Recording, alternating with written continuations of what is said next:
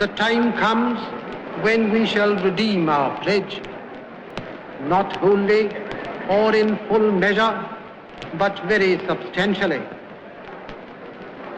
At the stroke of the midnight hour, when the world sleeps, India will awake to life and freedom.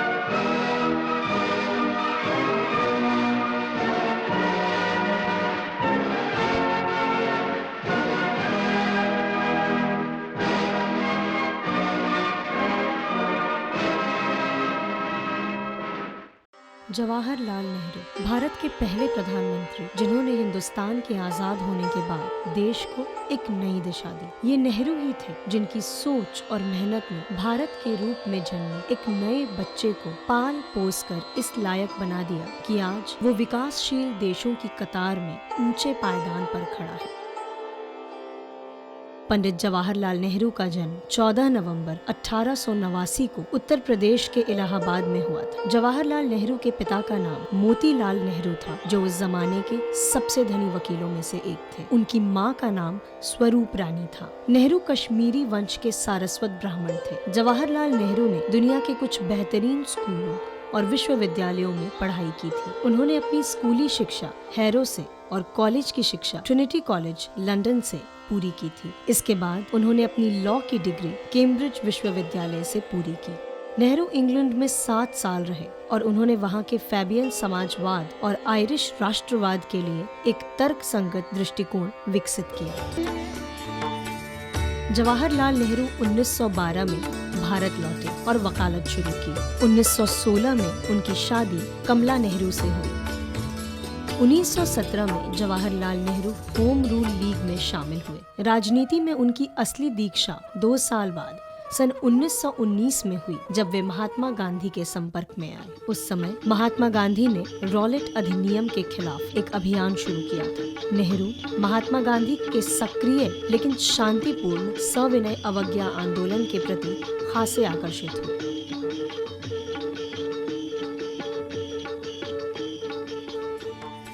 Nehru ने महात्मा गांधी के उपदेशों के अनुसार अपने परिवार को भी ढाल लिया। नेहरू और गांधी का रिश्ता एक बार जुड़ने के बाद आजीवन बना रहा। गांधी से प्रभावित होकर जवाहरलाल और मोतीलाल नेहरू ने पश्चिमी कपड़ों और महंगी संपत्ति का त्याग कर दिया। वे अब खादी के कुर्ते और गांधी टोपी पहनने लगे। उन्होंने 1920 में उत्तर प्रदेश के प्रतापगढ़ जिले में पहले किसान मार्च का आयोजन किया।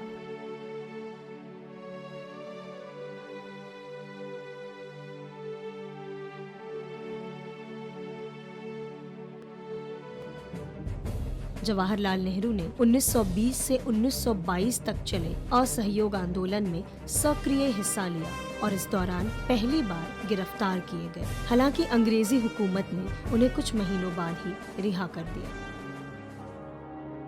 पंडित नेहरू सितंबर 1923 में अखिल भारतीय कांग्रेस कमेटी के महासचिव बने। बाद में वो 1924 में इलाहाबाद नगर निगम के अध्यक्ष चुने गए और उन्होंने शहर के मुख्य कार्यकारी अधिकारी के रूप में 2 साल तक सेवा की। 1926 में उन्होंने ब्रिटिश अधिकारियों से सहयोग की कमी का हवाला देकर इस्तीफा दे दिया। उन्होंने 1926 में Italy, Switzerland, England, Belgium, Germany और रूस का दौरा किया। बेल्जियम में उन्होंने भारतीय राष्ट्रीय कांग्रेस के एक आधिकारिक प्रतिनिधि के रूप में ब्रुसेल्स में हुए एक सम्मेलन में भाग लिया। इससे पहले 1926 में मद्रास में कांग्रेस को आजादी के लक्ष्य के लिए प्रतिबद्ध करने में नेहरू की एक महत्वपूर्ण भूमिका थी। 1928 में लखनऊ में साइमन कमीशन के खिलाफ एक जुलूस का नेतृत्व करते हुए उन पर लाठीचार्ज किया गया था। 29 अगस्त 1928 को उन्होंने सर्वदलीय सम्मेलन में भाग लिया। वे उन लोगों में से एक थे जिन्होंने भारतीय संवैधानिक सुधार की नेहरू रिपोर्ट पर अपने हस्ताक्षर किए थे। इस रिपोर्ट का नाम उनके पिता मोतीलाल नेहरू के नाम पर रखा गया था। उसी साल उन्होंने भारतीय स्वतंत्रता लीग की स्थापना की और इसके महासचिव बने। इस लीग का मूल उद्देश्य भारत को ब्रिटिश साम्राज्य से पूरी तरह अलग करना था। दिसंबर 1929 में कांग्रेस का वार्षिक अधिवेशन लाहौर में आयोजित किया गया, जिसमें जवाहरलाल नेहरू कांग्रेस पार्टी के अध्यक्ष चुने गए। इसी सत्र के दौरान एक प्रस्ताव भी पारित किया गया जिसमें पूर्ण स्वराज की मांग की गई। 26 जनवरी 1930 को लाहौर में जवाहरलाल नेहरू ने स्वतंत्र भारत का झंडा फहराया। इस समय तक नेहरू हिंदुस्तान की आज़ादी के लिए लड़ने वाले महान योद्धा बन चुके थे। भारतीय जनमानस में गांधी जी के बाद नेहरू ही ऐसे नेता थे जिन पर लोगों का जबरदस्त विश्वास था।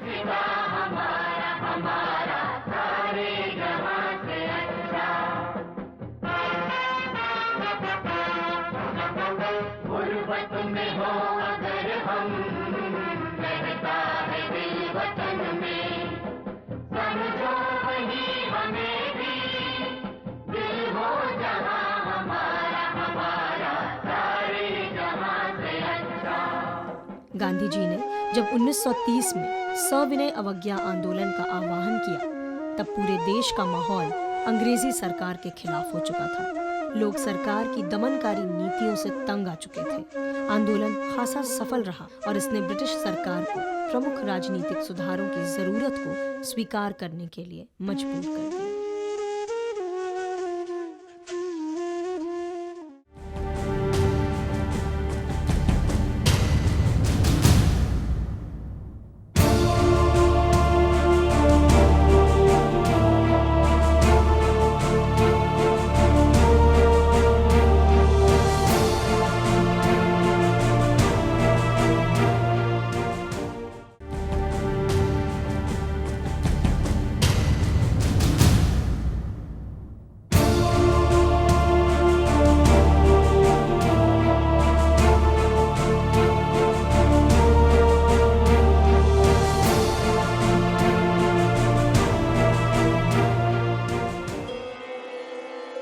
सविनय अवज्ञा आंदोलन वापस लिए जाने के बाद राष्ट्रवादियों में एक जोरदार बहस छिड़ गई थी। इनमें दो बातों पर फोकस किया गया। पहला ये कि आगे अब राष्ट्रीय आंदोलन की रणनीति कैसी हो, और दूसरा ये कि 1935 के भारत सरकार अधिनियम के तहत होने वाले 1937 के प्रांतीय चुनावों में सत्ता में भागीदारी के सवाल पर किस तरह से योजना बनाई जाए। इस दौरान कई तरह की सोच सामने आई। कांग्रेस में नेहरू का गुट सबसे मजबूत गुट था और ये सभी लोग वामपंथी विचारों के समर्थक थे। ये गुट सविनय अवज्ञा आंदोलन को वापस लेकर उसके स्थान पर रचनात्मक कार्य शुरू करने और विधानमंडल में भागीदारी दोनों मतों का विरोधी था। इनका विचार था कि ये दोनों तरीके जन आंदोलन को उसके रास्ते से अलग कर देंगे और अंग्रेजी हुकूमत के खिलाफ लड़ाई के मुद्दे से जनता का ध्यान हटा देंगे। नेहरू गुट का मानना था कि आंदोलन को जारी रखा जा सकता है। सोच ये थी कि आर्थिक संकट का ये दौर क्रांतिकारी आंदोलन का उचित समय है और जनता संघर्ष के लिए पूरी तरह से तैयार है। नेहरू ने सुझाव दिया कि समाज के वर्ग संघर्ष के महत्व को स्वीकार करते हुए ऐसे लोगों को जन आंदोलन से जोड़ा जाए जो इससे कटे हुए हैं। जमींदारों और पूंजीपतियों के खिलाफ मजदूरों और किसानों के संघर्ष और उनकी मांगों का समर्थन किया जाना चाहिए। नेहरू का मानना था कि वर्ग संघर्ष के अभाव में साम्राज्यवाद विरोधी आंदोलन नहीं चलाया जा सकता। गांधी जी की अगुवाई में कांग्रेस के एक बड़े तबके का मानना था कि बरतानी हुकूमत के खिलाफ पहले संवैधानिक तरीके से जबरदस्त संघर्ष शुरू करके आंदोलन अचानक वापस ले लिया जाए, फिर सरकार के सुधारवादी कदमों से समझौता कर समय आने पर संघर्ष दोबारा शुरू कर दिया जाए। इस गुट का मानना ये था कि इससे लोगों को अपनी ताकत बढ़ाने का मौका मिलेगा, लेकिन नेहरू इस नीति से असहमत थे। उन्होंने तर्क दिया कि लाहौर अधिवेशन में पूर्ण स्वराज के कार्यक्रम को तय किए जाने के बाद भारतीय राष्ट्रीय आंदोलन उस हालात में पहुंच गया है कि जब तक अंग्रेजी हुकूमत को पूरी तरह से उखाड़ फेंका नहीं जाए तब तक संघर्ष करते ही रहना होगा। उन्होंने कांग्रेस को चेतावनी भी दी कि हम सबको सहयोग और समझौते के जाल में नहीं फंसना चाहिए। एक ओर जहां भारतीय राष्ट्रवादी पशोपेश में थे, वहीं दूसरी ओर बरतानी हुकूमत यह मानकर चल रही थी कि कांग्रेस में सूरत विभाजन की तरह जल्द ही एक और बंटवारा होना तय है। लेकिन गांधी जी ने अपनी सोच से कांग्रेस को बिखरने से बचा लिया। ये जानते हुए भी कि आज़ादी पाने का सबसे प्रमुख और एकमात्र तरीका सत्याग्रह ही है, उन्होंने काउंसिलों में भागीदारी की मांग स्वीकार कर ली। गांधी जी ने महसूस किया कि कांग्रेस में उभर रही सबसे मजबूत विचारधारा से वो कट गए हैं। नेहरू की अगुवाई में समाजवादी गुट भी गांधी जी की नीतियों से असहमत था। इसी कारण 1934 में गांधी जी ने कांग्रेस से इस्तीफा दे दिया। लेकिन नेहरू और समाजवादियों ने राष्ट्रीय हितों को सबसे ऊपर रखते हुए अपनी प्राथमिकताएं तय कर ली। नवंबर 1934 में केंद्रीय विधानसभा के लिए हुए चुनावों में कांग्रेस ने अच्छा प्रदर्शन करते हुए भारतीयों के लिए रिजर्व 75 सीटों में से 45 सीटें जीत ली। ब्रिटिश सरकार ने 1935 में अधिनियम पारित किया। इसका सभी भारतीयों ने विरोध किया और कांग्रेस ने इसे एक स्वर से नामंजूर कर दिया। कांग्रेस ने आजाद भारत के लिए संविधान बनाए जाने की मांग की। उसने कहा कि जल्द ही एक संविधान सभा का गठन किया जाए और इसके सदस्यों का निर्वाचन वयस्क वोटिंग के आधार पर हो। जुलाई 1937 में कांग्रेस ने प्रांतों में हुए चुनावों में बाजी मारी। कांग्रेस ने लगभग हर प्रांत में सरकारों का गठन किया और केंद्रीय असेंबली में सबसे ज्यादा सीटों पर जीत हासिल की।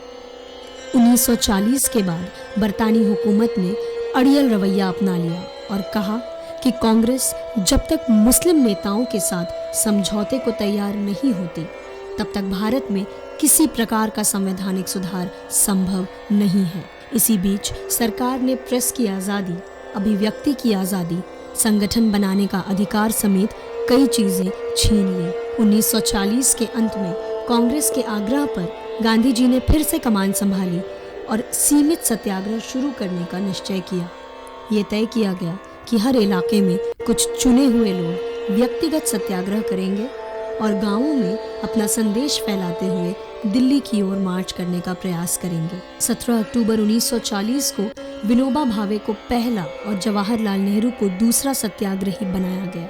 मई 1941 तक करीब 25,000 सत्याग्रहियों को सविनय अवज्ञा के लिए सरकार की ओर से दंडित किया जा चुका था। ये वही वक्त था जब गांधी जी ने नेहरू को अपना उत्तराधिकारी घोषित किया था।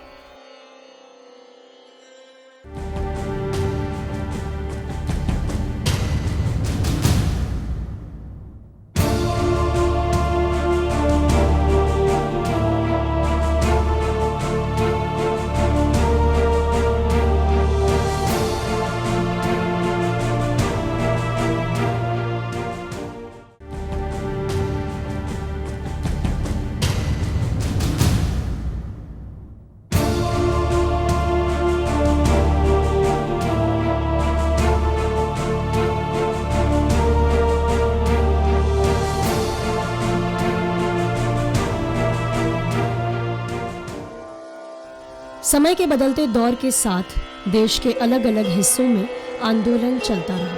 23 मार्च 1940 को मुस्लिम लीग का सालाना अधिवेशन लाहौर में हुआ, जिसमें पाकिस्तान का प्रस्ताव पारित किया गया। दूसरे विश्व युद्ध के बाद जब ब्रिटेन की हालत नाजुक हो गई तो उसने समझौतावादी नीति अपनाई। अंग्रेजों को जब लगा कि सत्ता हाथ से जा सकती है तो उन्होंने मार्च 1942 में सर स्टैफर्ड क्रिप्स की अगुवाई में एक मिशन भारत भेजा। लेकिन इस मिशन ने जो प्रस्ताव तैयार किया वो भारतीयों को खुश नहीं कर सका। गांधी जी ने तो इसे पोस्ट डेटेड चेक कहा था। हिंदुस्तान के लोगों ने ये मानना शुरू कर दिया था कि साम्राज्यवाद पर अंतिम प्रहार करना जरूरी हो गया है। 8 अगस्त 1942 को कांग्रेस कमेटी की बैठक ग्वालियर टैंक मैदान मुंबई में हुई, जिसमें अंग्रेजों भारत छोड़ो का प्रस्ताव पारित किया गया। इसमें भारत में ब्रिटिश शासन को तुरंत समाप्त करने की मांग की गई। ग्वालियर टैंक के मैदान में ही गांधी जी ने नारा दिया था, करो या मरो। उनका कहना था कि या तो हम भारत को आजाद कराएंगे या फिर अपनी जान दे देंगे। अपनी गुलामी देखने के लिए हम जिंदा नहीं रहेंगे। अंग्रेजी हुकूमत को खतरे का अंदेशा हो गया था, लिहाजा देर न करते हुए उसने 9 अगस्त की सुबह ही गांधी जी समेत कांग्रेस के सभी बड़े नेताओं को बंदी बना लिया। गांधी जी को पुणे के आगा खां महल में 2 साल तक बंदी बनाकर रखा गया। नेताओं की गिरफ्तारी से आंदोलन की बागडोर युवा हाथों में आ गई। पूरे देश में कई जगहों पर आजाद सरकारें बनी, जिसमें बलिया, सतारा मुख्य रूप से हैं। युवा, किसान, महिलाएं और सरकारी अधिकारियों ने भी आंदोलन में सहयोग दिया। सरकार ने जवाबी कार्रवाई की और लोगों पर गोलियां बरसाईं। करीब 10,000 लोग मारे गए और विद्रोही गांवों पर जुर्माना लगाया गया। हालांकि भारत छोड़ो आंदोलन को अपने उद्देश्य में थोड़ी सफलता ही मिली, लेकिन आंदोलन के दमन ने 1943 के अंत तक भारत को एक कर दिया। युद्ध के अंत में अंग्रेजों ने संकेत दे दिया था कि सत्ता भारतीयों के हाथ में सौंप दी जाएगी। गांधी जी ने आंदोलन को बंद कर दिया, जिससे कांग्रेसी नेताओं सहित लगभग 1 लाख राजनैतिक बंदियों को रिहा कर दिया गया। सरकार विरोधी संघर्ष में राष्ट्रवादियों की सफलता से उनकी जीत अब तय हो चुकी थी। फरवरी 1946 में ब्रिटेन के प्रधानमंत्री एटली ने 3 सदस्यीय कैबिनेट मिशन भारत भेजने की घोषणा की। इसका काम भारत को शांतिपूर्ण तरीके से सत्ता सौंपने, उपाय और संभावनाओं को तलाशना था। कैबिनेट मिशन के प्रस्तावों के आधार पर भारतीय राष्ट्रीय कांग्रेस ने संविधान सभा में शामिल होना स्वीकार कर लिया। मुस्लिम लीग ने पहले हाँ कहा और बाद में मुकर गई। तब वायसराय ने लीग के बिना ही कार्यकारिणी का गठन कर दिया। वायसराय के इस कदम को गलत बताते हुए लीग ने 16 अगस्त 1946 को प्रत्यक्ष कार्यवाही दिवस मनाने का फैसला किया। मोहम्मद अली जिन्ना की पाकिस्तान की मांग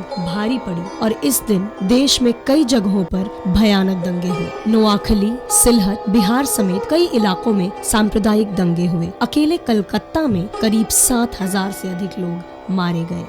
अंग्रेजों को अब लगने लगा था कि अगर आजादी की मांग नहीं मानी गई तो हालात बिगड़ सकते हैं। 20 फरवरी 1947 को ब्रिटेन के प्रधानमंत्री एटली ने घोषणा की कि अंग्रेज सरकार 30 जून 1948 तक भारतवासियों को सत्ता सौंप देगी। लॉर्ड माउंटबेटन को भारत का नया वायसरॉय बनाया गया। 1947 की शुरुआत से ही दंगों की आंच में झुलस रहे देश को बचाने के लिए अब कुछ फैसला लेना जरूरी हो गया था। अब तक बंटवारे से बच रहे राष्ट्रवादी ये सोचने पर मजबूर हो गए थे कि अगर दंगों से बचना है तो बंटवारा जरूरी है। जिन्ना पाकिस्तान की मांग पर अड़ गए थे। माउंटबेटन ने 3 जून 1947 को एक योजना सामने रखी। इसमें कहा गया था कि 15 अगस्त 1947 को भारत और पाकिस्तान को डोमिनियन स्टेटस के आधार पर सत्ता सौंप दी जाएगी। माउंटबेटन की इस योजना को कांग्रेस और मुस्लिम लीग दोनों ने स्वीकार कर लिया। अंग्रेजों ने देश का बंटवारा कर दिया, लेकिन इतिहास की सबसे बड़ी त्रासदी लोगों का इंतजार कर रही थी।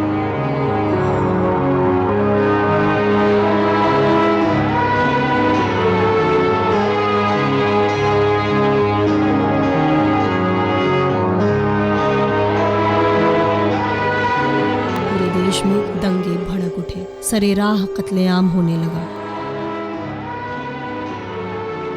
लाखों लोग विस्थापित हुए।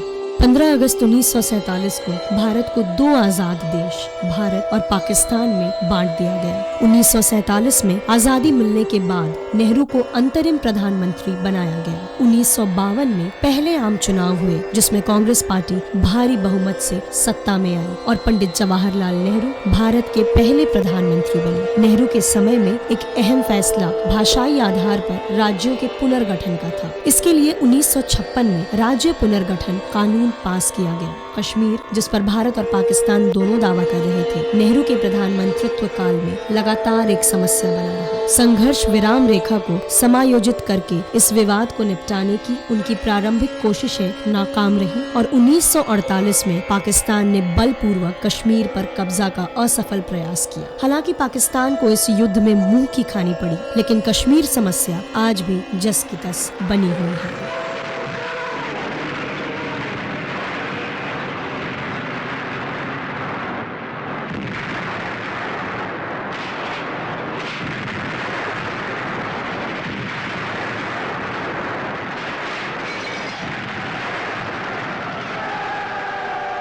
देश की मौलिक एकता पर जोर देने के अलावा नेहरू भारत को वैज्ञानिक खोजों और तकनीकी विकास के आधुनिक युग में ले जाने के प्रति भी सचेत थे।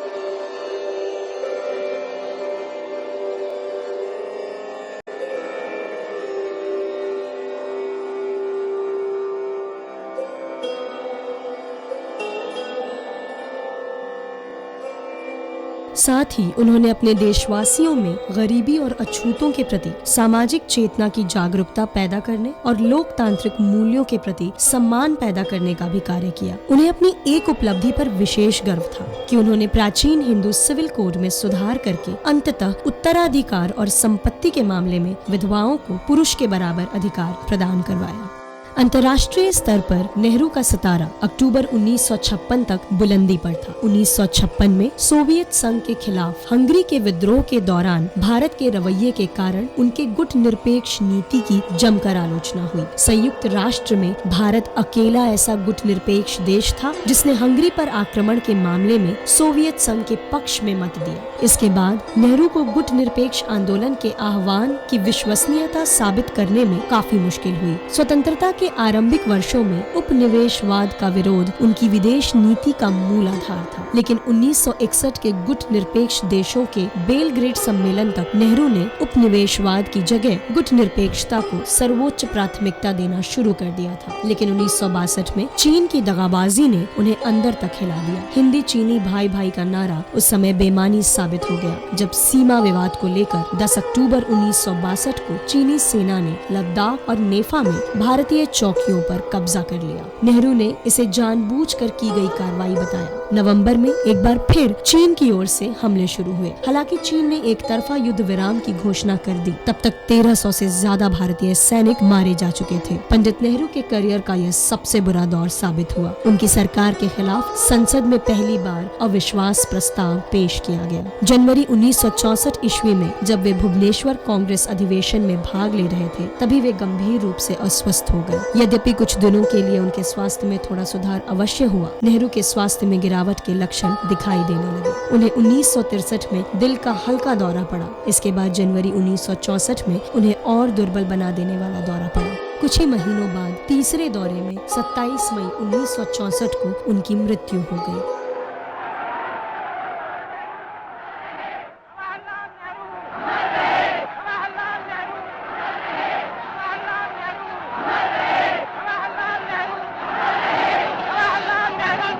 देश ने एक महान नेता खो दिया था।